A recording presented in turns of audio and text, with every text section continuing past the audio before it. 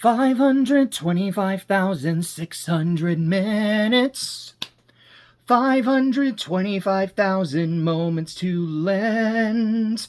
525,600 minutes. But do you have 90 that you could spend to watch Ice Cube react to the War of the Worlds unfolding?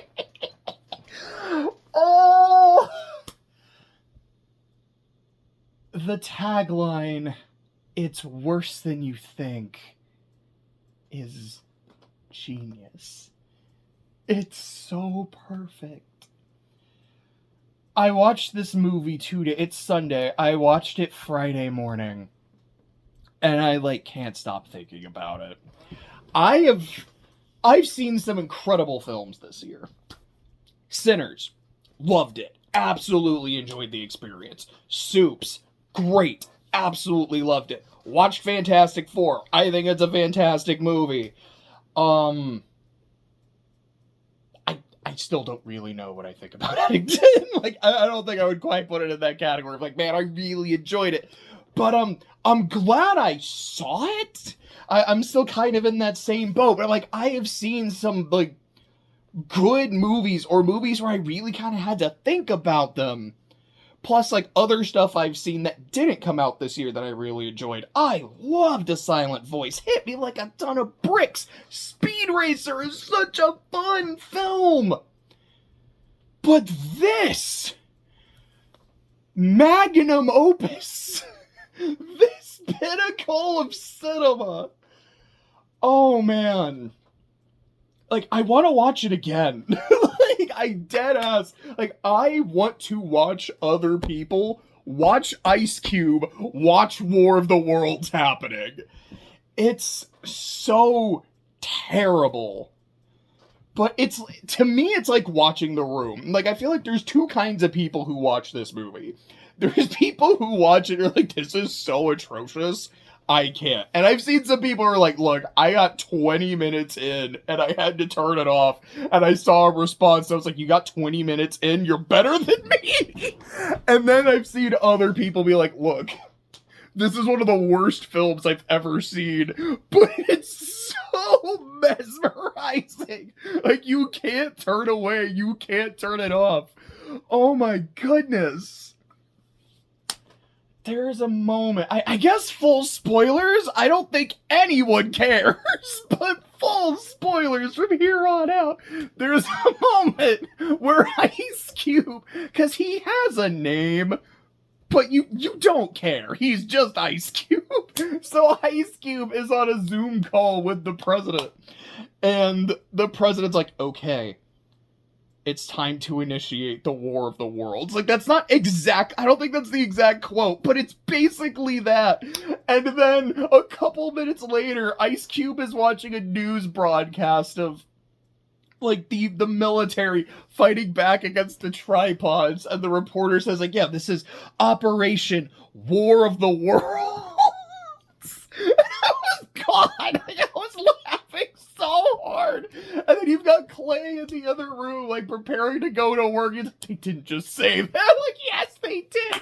There's a part in the movie where Ice Cube, does some shit and then pulls out a button and just goes, that was easy. And I'm oh my gosh, they didn't just... But back to the whole Operation War of the Worlds, as Ice Cube is watching the military campaign and giving his commentary, just yeah, that's right. Boom. Take your intergalactic asses back to space. Actual dialogue. It's art. This is art. I don't want to say it's highest form, but it's close to. Oh. If you know anything about this film, aside from the fact that it is literally just Ice Cube on Zoom and Skype for 90 minutes, you probably know about the ending, and then just the egregious... I put an ST at the end of there, I don't know why, but the egregious Amazon product placement. And it's worse than you think. It's so funny. The day is saved. The War of the Worlds is decided. because they buy a USB off Amazon, and Ice Cube's son-in-law is an Amazon delivery driver. And it's like, it's okay. I know, like, here's what you gotta do. You gotta buy this off Amazon, and then I'll use my Amazon drone to deliver it to you. And then there's a point where the drone, I wasn't like super paying attention because you don't really care about what's happening. But the drone ends up getting like knocked over or something. So they get this homeless guy to help them. They're like, hey, just buy him a $1,000 Amazon gift card. Like, it's the only way. And so they do. And so he helps them because Amazon saves the day.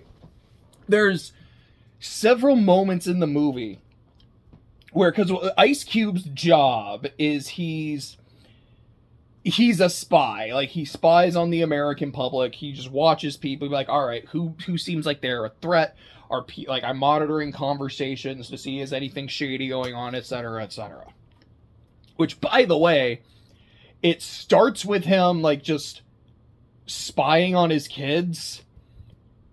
And I feel like it's supposed to feel like, okay, like, he's a protective father. He's maybe going a little too far, but it's because he cares. And, like, this is so creepy. I don't like this. Also, I'm sorry, I'm going super out of order. I don't have any notes. It's just off the cuff. But there's a scene where he's talking to his daughter. Excuse me. And he's able to get her away from a tripod while she's injured by telling her, okay, there's a Tesla nearby. So good old product placement. Like, there's a Tesla. It's okay. Like, I've hacked it. I've unlocked it. You gotta go over to it, but it's close by. I'll direct you to it. It's a self-driving car. It's a great car. You should go buy one.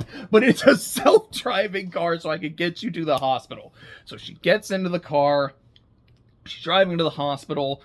And then as this is happening, he's like, hey, so by the way, I understand why you didn't want me at the baby shower. And she's like, we're doing this now? And like right before she said it, I was thinking to myself, we're doing this now? Like, I don't know. Like, I mean, I get it. This is a very emotionally intense situation. You don't know if you're going to have this conversation again, but I don't think this is quite the time for it. And I'm glad she calls him out on it. But then, she kind of goes on this rant against him. Like, that's your problem, Dad. You're always trying to be in control. You always want to monitor everything and control everything. You think you have power, Dad, but you don't. You don't have power. You couldn't save Mom. You couldn't do this. You couldn't do this. You need to let go. And I'm thinking to myself, I don't think you're wrong. And given how controlling we've seen him be already and like toward his family, this is not the wrong person to deliver the message either. He did literally just save your life and is in the process of still saving your life and getting you to safety. So, this isn't the time either to be like, Dad, let go, stop trying to control my life. Because, if he wasn't right now, you would be dead or dying. So, man, this doesn't work, but it doesn't work so hilariously that it's kind of amazing. There was another scene I was like talking about, and then I got distracted because I wanted to talk about other scenes. Oh, where do I want to go from here? There's a bit like okay, so again, Ice Cube, this like super spy who's good at monitoring everything, doesn't realize that the hacker that he's been trying to find is literally his own son. Okay, I kind of don't buy that for a second. But it's also somehow his son learned about this super top secret government thing that even Ice Cube and all of his hacking knowledge and whatnot didn't know about. Okay, I don't super buy that either, but whatever. There's a whole thing about how, the Martian... I don't even think they call them Martians, but... I mean, it's War of the Worlds, but they're supposed to be. Like, the Martians messed up our satellites, which is why we couldn't detect them, but the internet is working fine, so... I guess that's not a problem, but they also eat data. our most precious resource. There's a part where there's a reporter who's like, yo, they're after our most precious resource. Like, our precious bodily fluids? No, our data. That's humanity's most precious resource? Really? Oh, I remember the thing I was gonna. I'm putting a pin in Amazon again because there was another thing I wanted to talk about. We'll get to that in a second. I was like, data is our most precious resource. Like, it's important. Don't get me wrong, but I don't know, more than like our lives, like I don't know, like that's really, like, they're not trying to eat us and like drink our blood the way they do in other adaptations. They just want our Twitter accounts. Like, there's this scene where Ice Cube, excuse me, is watching his dead wife's Facebook page get deleted. And I won't lie, as much as I make fun of this movie, and boy, there's a lot of things to make fun of, this movie's amazing, it's actually a scene I genuinely like. It's something that he regularly sees and visits, because it's the last real connection he has to her. And, like, there was a voice message that she sent him, which was like, really quick, like, hey, go take care of the trash, pick up the kids, I love you. And every now and then he'll listen to it, and he'll just send her a message just saying, I miss you, which, of course, like, never gets sent. Genuinely, I think that's kind of beautiful. And him having to watch, like, her page get deleted because the data is being absorbed. Again, it's silly, but I do think it's effective. Afterwards, he posts a YouTube video, like, unveiling, it's like I think it's the head of Department of Homeland Security. He might have been someone else. I just called him Coulson because it's the same guy who plays Coulson. But, like, this whole thing about, like, oh, he knew that the Martians wanted our data.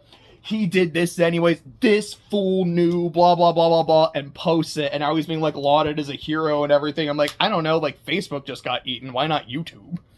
I feel like they would probably want YouTube more, just given how much, like, stuff is on there, I don't know, maybe there's more stuff on Facebook, but really? Like, you ate a dead person's Facebook account, but not YouTube? Okay. What? And from that regard, the whole thing just feels a lot less scary than it should. This is not, like, War of the Worlds is a story about imperialism. It's about being on the opposite end of imperialism because it was about the Martians attacking Britain. It was about Britain, who was this big colonizer, getting their asses kicked and being used as resources the same way they did it to so many other places. And this is a movie that instead is like, well, what if the government was spying on us to help us? And it did help us. That's kind of how it feels. Like, yeah, the Goliath program's a bad thing. Like, no shit. But also, like, I don't know. It does not feel tonally accurate to how the story is supposed to be. And also, like I said, it's not scary. Like, I think of the Tom Cruise movies, like, no, it's not a horror movie by any means. I mean, I don't know, there's probably some points that are. It's been a while since I've seen it. But there's moments where you're like, okay, people are getting vaporized around him, and he is running for his life. Tom Cruise, you gotta have good running. But it's like, it's just running for his life, trying to protect his family, and the desperation to try to survive. That's good shit. This movie just doesn't have that. Taking the pen out, but what it does have is it has Ice Cube talking about spying on people's Amazon carts. Because that's the way that they phrase it. Like, me watching people and, like, us watching people to try to, get data, keep people safe. The way they always phrase it is, yeah, we don't need to know what people have in their Amazon carts. I'm like, the first time it was kind of cute, and then it kept going. I'm like, oh, this is just what we're doing. Okay. But again, it kind of just made me laugh every time. And I said the way they beat the virus is like, or the tripods is with like a USB so they can infect them with a virus, because they infect them with a virus earlier and it doesn't work because they're machines, but they're also biological, which, oh boy, that just reminded me of King's Game when I saw it. I'm like, wait, so like it's a virus that became like a digital virus? Oh no, it's so dumb. But what like got me is the way they beat it is my understanding of what they tried to do is we're going to take a computer virus and combine it with Ice Cube's daughter's cannibal virus.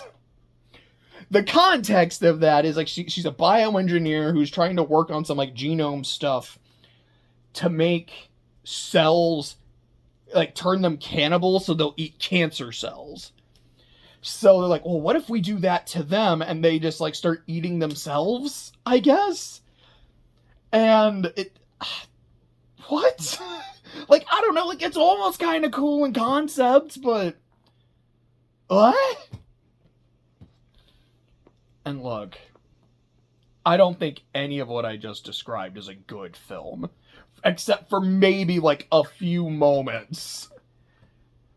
Oh gosh, there's this one scene where a plane falls out of the sky. Like, the explosion looks so bad. A lot of just like the like meteors and fire effects, they look so bad. It's amazing. Like, obviously I'm like ironically enjoying this movie. It's not good. But sincerely, based on my enjoyment, I kind of can't recommend it enough. If it's not your cup of tea to enjoy a really bad 90-minute movie, it's not your cup of tea. I will not hold that against anybody. I get it. But if you have 90 minutes that you don't need to get back, I implore you to try and watch Ice Cube's War of the Worlds. Because despite what you might have heard, it's worse than you think.